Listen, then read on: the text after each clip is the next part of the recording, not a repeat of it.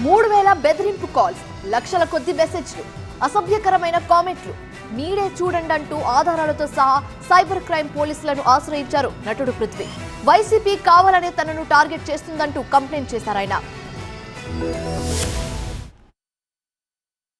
Cinema pre release event లో పృథ్వీ చేసిన comments తీవ్ర దుమారం రేపుతున్నాయి. షూటింగ్ స్పాట్ లో జరిగిన ఓ సంభాషణ వివరిస్తూ 150 మేకలు 11 అయ్యాయి అన్న ఆయన కమెంట్స్ వైరల్ గా మారాయి. దీంతో పృథ్వీ టార్గెట్ గా ఓ వర్గం విరుచుకుపడుతోంది. వెంటనే సారీ చెప్పాల్సిందే అంటూ డిమాండ్ చేస్తోంది. అయితే తాను ఏమాత్రం తగ్గేదిలే అని పృథ్వీ అనడంతో బెదిరింపు కాల్స్, మెసేజ్లతో వేధింపుల తాకిడి పెరిగిపోయింది. దీంతో హైదరాబాద్ సైబర్ క్రైమ్ పోలీసులను ఆశ్రయించారు పృథ్వీ. తనను కావాలనే YCP social media wing target చేస్తుందంటూ పోలీసులకు ఫిర్యాదు చేశారు. గత 2 రోజులుగా మానసిక క్షోభకు గురి చేస్తున్నారని, ఫోన్లు, మెసేజ్లతో టార్చర్ పెడుతున్నారని కంప్లైంట్ లో పేర్కొన్నారు. కుటుంబ సభ్యులను సైతం దూషిస్తున్నారని ఆగ్రహం వ్యక్తం చేశారు పృథ్వీ. వారిపై కఠిన చర్యలు తీసుకోవాలని పోలీసులను కోరారు.